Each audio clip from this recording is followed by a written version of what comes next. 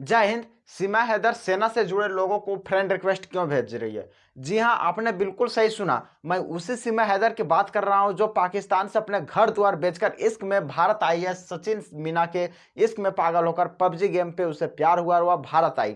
मैं उसी सीमा की बात कर रहा हूं। वे अब सेना से जुड़े लोगों को फ्रेंड रिक्वेस्ट क्यों भेज रही है सोशल मीडिया पे? या एक बहुत ही बड़ा सवाल सुर्खियों में भी फिलहाल चल रहा है। मैंने सोचा इसे भी मैं कवर कर लेता हूं। ये लोगों का ऐसा दावा किया जा रहा है कि सीमा हैदर ने सेना से जुड़े लोगों को अब सोशल मीडिया पे फ्रेंड रिक्वेस्ट भेजना शुरू कर दिए। इसके पीछे क्या है कारण, हम लोग इसको जानने की कोशिश करते हैं। वही सीमा हैदर की मैं बात कर रहा हूं जो पाकिस्तान से अपने घर द्वार को बेचकर अपने इश्क में भारत आई, यानी सचिन मीना के इश्क में पागल होकर उन्होंने 4 बच्चों के साथ भारत आई। मैं उसी सीमा हैदर की बात कर रहा हूं। इसने अपने पति के बारे में तमाम दावे किए कि मेरे पति मेरे साथ मारपीट करते थे, और भी अन्य तरह के दावे किए कि वे अपने पूर्ण रूप से वहां आजाद रहने की आजादी नहीं है, और भी अन्य तरह के वहां पाकिस्तानी महिलाओं पर उन्होंने दावा किया, उनकी आजादी को लेकर, पाकिस्तानी महिलाओं के हालात को लेकर इन्होंने दावा किया कि वहां पे लोगों की इतनी स्वतंत्रता नहीं है जितनी कि इंडिया में है। इस प्रकार से उन्होंने तमाम दावे किए हैं और बड़े बड़े उन्होंने बातें कही है। वहां पे वहां के महिलाओं के पाबंदी पर भी उन्होंने बातें कही, कहा कि उन्होंने वहां पे महिलाओं को एक धर्म के पर्दे में रहना पड़ता है, अपने घरों के साए में, अपने घरों के पर्दे में रहना पड़ता है। इन्होंने तमाम प्रकार के दावे किए हैं। इसके पश्चात उन्होंने अपने शादी के तस्वीरें भी वायरल की, यानी जो सचिन मीना के साथ उन्होंने नेपाल में शादी किया, नए शादी, उन्होंने वहां की तस्वीरें भी साझा किया सोशल मीडिया पे। सीमा हैदर का दावा है कि उन्होंने अपना शादी नेपाल के काठमांडू में स्थित पशुपतिनाथ मंदिर में उन्होंने अपना शादी किया है। वहीं कभी कभी वे बोलती है कि उन्होंने होटल के कमरों में शादी किया है। इस शादी को लेकर उनके बारे में कोई कंफर्मेशन नहीं है। वह पाकिस्तान नहीं जाना चाहती, फिलहाल वह इंडिया में ही रहना चाहती है। वह इंडिया की नागरिकता का डिमांड कर रही है, सरकार से अपील कर रही है बार बार, मोदी सरकार व योगी सरकार से, कि मुझे इंडिया का नागरिकता दिया जाए। लेकिन इस पर अभी फिलहाल जांच पड़ताल जारी है और वह बार बार कहती है कि मुझे इंडिया की नागरिकता दे दी जाए।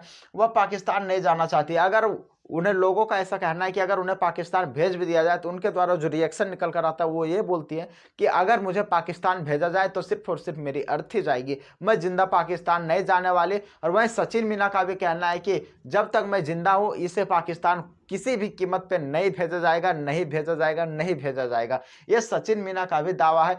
एटीएस के लगातार पूछताछ में इन्होंने काफी सवाल जवाब किए एटीएस द्वारा। एटीएस क्या होता है कि एंटी टेररिस्ट स्क्वाड, यानी एंटी टेररिस्ट स्क्वाड का जो टीम होता है उसके द्वारा इनके काफी सवाल पूछताछ किए गए हैं। उनको अब हम लोग उन सवालों को जानने की कोशिश करते हैं कि उन्होंने क्या जवाब दिया। पहला सवाल उनके द्वारा पूछा गया था कि एटीएस को सबसे अधिक किस चीज पर उस पे शक है, तो उन्होंने, सीमा हैदर का इस पर जवाब आया सबसे अधिक मेरे पे शक है। सीमा हैदर का ऐसा बयान है कि एटीएस या भारत सरकार का ऐसा मानना है कि वह एक पाकिस्तानी जासूस है, वह पाकिस्तान की सेना से जुड़ी हुई है, ऐसा उनका मानना है। बट ये सीमा हैदर का कहना है कि मैं कोई भी पाकिस्तान जासूस नहीं हूं, मैं सिर्फ अपने इश्क के लिए, मैं अपने सिर्फ प्रेम के लिए इंडिया आई हूं, सचिन से मिलने के लिए। दूसरा क्वेश्चन था कमरा नंबर 204 में जब आपने ठहरा तो अपने नाम बदलकर क्यों ठहरा? जब आपने विनायक होटल में नेपाल में जब अपने कमरा नंबर 204 में ठहरा था, अपने नाम बदलकर क्यों ठहरा? तो ऐसा सीमा हैदर का कहना है कि मैंने वहां पे किसी भी प्रकार का कोई भी नाम नहीं बदलवाया था, मेरा नाम जो पहले से सीमा है, मैंने अपना नाम सीमा ही रखाया था। जबकि वहां के मैनेजर का कहना है, होटल विनायक मैनेजर का कहना है कि वहां पे उन्होंने अपना नाम प्रीति लिखवाया था। लेकिन इनका दावा है कि मैंने कोई भी नाम चेंज नहीं करवाया था। मैंने यहां तक कि मैंने अपने कमरे भी वहां पे बुक नहीं करवाए, मुझसे कभी नाम भी नहीं पूछा गया है। मेरे तो कमरे तो मेरे पति सचिन के द्वारा बुक किया गया था। ऐसा इसका दूसरा क्वेश्चन का अन्य जवाब है कि वहां पे नाम इन्होंने नहीं बदलवाया था। तीसरा क्वेश्चन इनसे पूछा गया कि क्या आपने नाम वहां पे प्रीति लिखवाया था? इन्होंने साफ साफ मना कर दिया कि मैंने प्रीति नाम अपना नहीं लिखवाया था, मुझसे तो नाम तक भी पूछा नहीं गया था। सिर्फ प्रत्येक दिन सुबह में यानी 10 बजे तक आकर उनसे 500 रुपये ले लिया जाता था, जो किराए के तौर पर लिया जाता था। उनका यह दावा है। विनायक होटल मैनेजर ने उन्हें यह भी बताया था कि यह पब और बार में जाना चाहती है, लेकिन यह भी सीमा हैदर ने सरासर गलत करते हुए, यानी सरासर झूठ इल्जाम लगाते हुए इस क्वेश्चन को भी उन्होंने रिजेक्ट कर दिया। क्यों रिजेक्ट कर दिया, इस पे भी उन्होंने बिल्कुल ना कमेंट किया। बिल्कुल विनायक होटल का मैनेजर कहना था कि यह पब और बार में जाना चाहते थे, बट सीमा हैदर ने इस क्वेश्चन को भी स्वीकार करने से गलत कर दिया। उन्होंने बोला कि मैं इस प्रकार की किसी भी कहीं भी जाने को सक्षम नहीं थी, मैं ऐसा कहीं भी नहीं जाना चाहती थी, ऐसा सीमा हैदर का कहना है।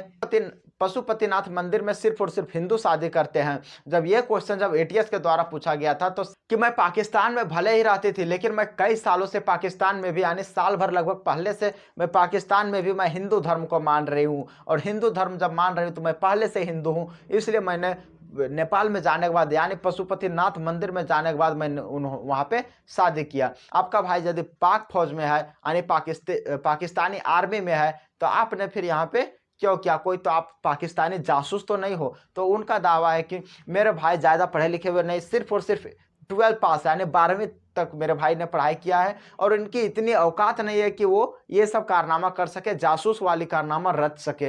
वह ऐसा इनका दावा है। यानी उनको कोई भी काम पहले से नहीं मिल रहा था। पिताजी की मृत्यु के पश्चात उन्होंने एक आम सिपाही के रूप में ज्वाइन किया है, ऐसा इनका दावा है। इसकी उतनी औकात नहीं है कि ये जासूसी कर सके इंडिया के साथ, ऐसा सीमा हैदर का दावा है। के द्वारा सबसे अंतिम प्रश्न था, क्या आपने सोशल मीडिया पे सेना से जुड़े हुए लोगों को फ्रेंड रिक्वेस्ट क्यों भेजा?